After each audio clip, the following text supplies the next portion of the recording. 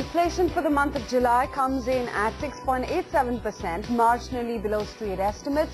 Banking stocks gain in hope that the latest data might trigger an interest rate cut by the RBI. Nifty hits highest level since 22nd of March after July inflation coming below market estimates. Banking and metal stocks are leading the charge. Farm Minister declares drought in parts of Karnataka and Rajasthan. Government says the situation may affect agricultural production and has prepared contingency plans for 320 districts. Through the course of 2012 into 2013, I doubt if the Indian market is going to move above 19,000. Mounting deficit, stubborn inflation, high interest rates and poor monsoons. India's macroeconomic cues have been dismal in 2012, but the bulls are unfazed. Jim Walker is of the view that currently Indian markets or Indian equities are attractively priced. And European markets open higher after falling sharply yesterday. Hopes of further stimulus by policy makers support sentiment.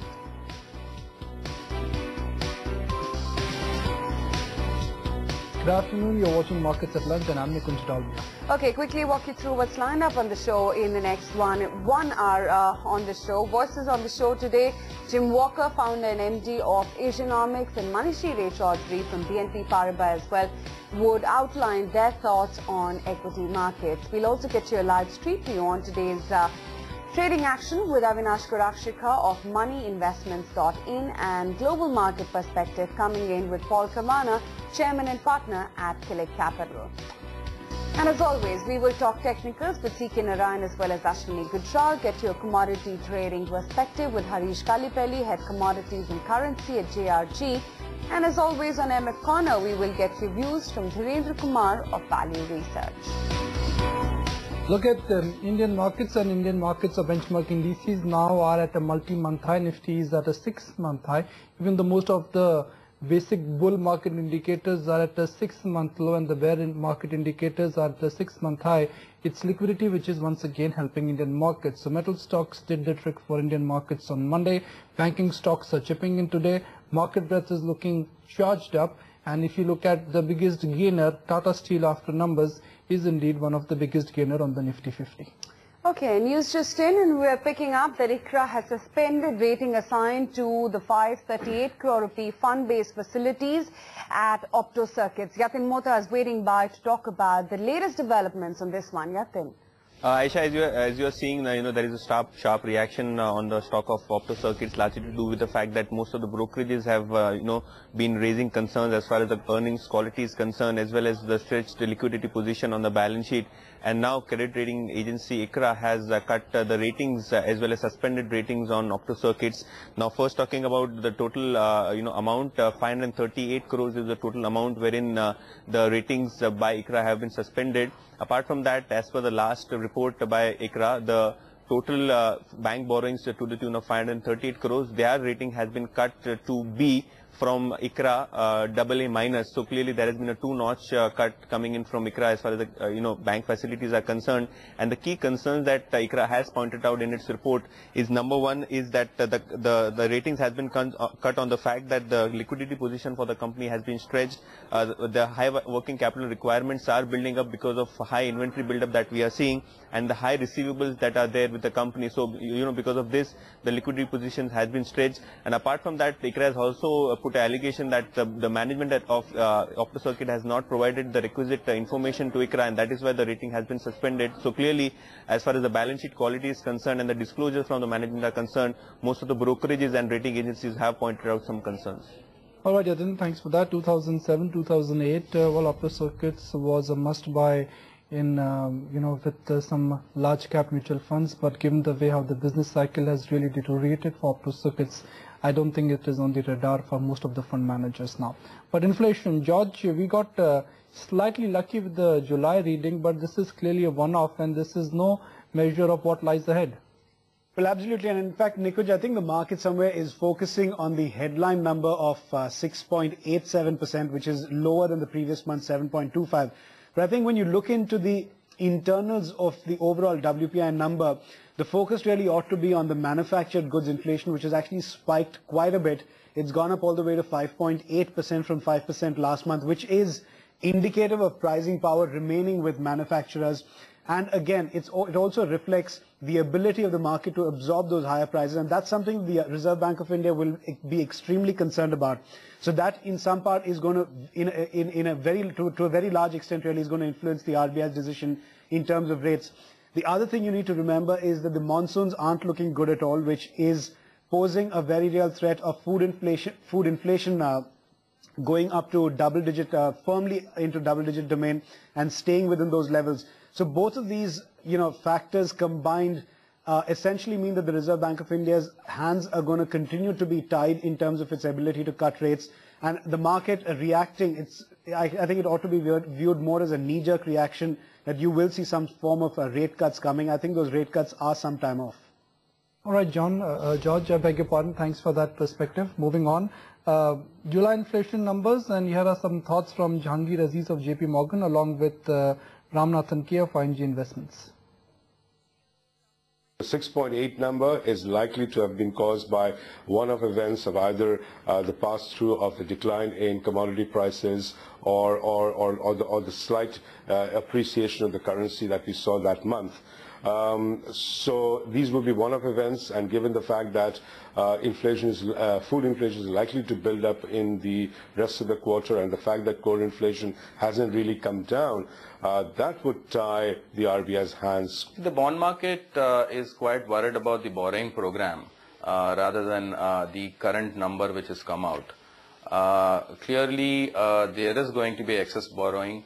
I would say a 30 to 40,000 crore excess borrowing would not be very negative for the bond markets, but if the number is much above that, clearly that will be a problem in terms of bond deals.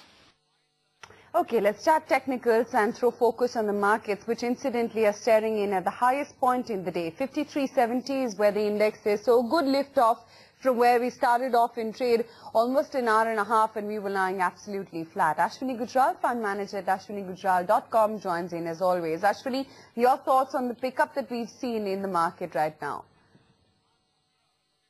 Well, when a market is beginning to break out, good news automatically start coming out. Now, whether this is one-off or when things start improving, things start to happen one-off. So broadly, we are grinding on the upside. We are now trading above that trend line that I keep talking about, which joins 63.30 through 5600. That is around this 53.70 kind of zone. And if we are able to close above this zone, say about 53.70, 5400 for the next few days, then it would be clear that the market is coming out of a contracting phase and is likely to expand on the upside. Okay, Ashwini, thank you for that analysis. Jim Walker, founder and managing director of Asianomic, believes that Indian markets are attractively positioned, and in the second half, if inflation comes down, Indian markets could rally further. We should be expecting economic growth in the range 4 to 6% for fiscal year 2013. And I think we're certainly on course for something in that range. I'll be surprised if it's much higher than 5.5 this year, given what's happened in the first quarter, and especially what's happened with power outages through July. Policy paralysis is the name of the game in India, and I'm afraid that is one thing that foreign investors really hate to see. And it's one thing that's keeping them very much on the sidelines in India at the moment. Everybody's looking at the slowdowns in China and India and looking at the problems in Brazil, and the BRICS have been put to one side to a certain extent. Attention is from foreign investors has shifted elsewhere amongst the emerging market universe. The Indian market, to my mind, looks positive and looks attractive. Especially if you're a dollar investor. We continue to see a tight trading range with limited upside, if some trading possibilities to the upside over the short term, but certainly through the course of 2012 into 2013, I doubt if the Indian market is going to move above 19,000. Okay, shifting focus then, and some bit of news which is definitely alarming. And this time around, the Farm Minister as well has declared drought in parts of Karnataka as well as Rajasthan. Megha Chatta is here with now some more details on the region-wise breakup of the drought-stricken areas. That's right, Aisha. While the Farm Minister, that's Sharad Pawar, who also heads the EGOM on drought, has confirmed what we've been fearing for the last month or so, that drought has been declared in parts of Karnataka and Rajasthan. Do remember the northwestern part of the country had been, of course, a cause of concern. So Gujarat, Rajasthan, Maharashtra, as well as Karnataka was a cause of concern. Karnataka and Rajasthan are through. Let's wait and watch to see what happens in Gujarat and Maharashtra. Do remember 2009 was the last time that we had the drought, and the Met Department had indicated that conditions weren't looking very favorable. The government on its end as well has said that the drought-like situation can affect agricultural production. We may see an impact coming in on the commodity prices as well. In fact, they have prepared a contingency plan for about 320 districts. Now, of course, we'll wait for the latest update coming in from the Met Department, because as per the last numbers available, we had been deficient to the tune of about 17%. And more or less, they had talked about how we'll see rains which are likely to be 85% of the long-term averages. So today, of course, we had the inflation number, and we have to wait and watch to see what the impact of this drought is going to be on the long-term food prices. All right, Megha, thanks for that. Some key numbers are due today. First is Unitech, and then the second is Reliance Infra. Yatin, what are the expectations from Reliance Infra and Unitech? Well, Nikunj, Reliance Infra muted quarter. Like most of the infra players, we have seen margin pressure build up in most of the players, and similar is the case with Reliance Infrastructure. We are anticipating Reliance Infrastructure standalone margins to be at close to 12% versus 19% on a year-on-year basis. So there would be a 700 basis point decline, largely on rising interest costs as well as the raw material cost pressure that we have seen across the board. Net profit is expected to be at 331 crores. That will be lower by about 23% on a year-on-year basis. If we talk about the sales, there would be some bit of growth there because of volumes and project executions. 4,070 crores is the kind of estimate most of the analysts are betting as far as the Reliance Infrastructure is concerned. But the key point to watch out for will be the order book and the guidance going forward as far as the order intake is concerned. Key projects execution is a challenge, and more updates on the Delhi and the Mumbai Metro Rail projects, that would be a key factor to watch out for. And more importantly, the management guidance on the margin picture, that would be an important factor to watch out for. Coming then to Unitech, and a muted quarter is expected. We are anticipating profits to be lower by nearly 22%. There would be a sales growth of almost 4% on a year-on-year basis. That would be at close to 625 crores.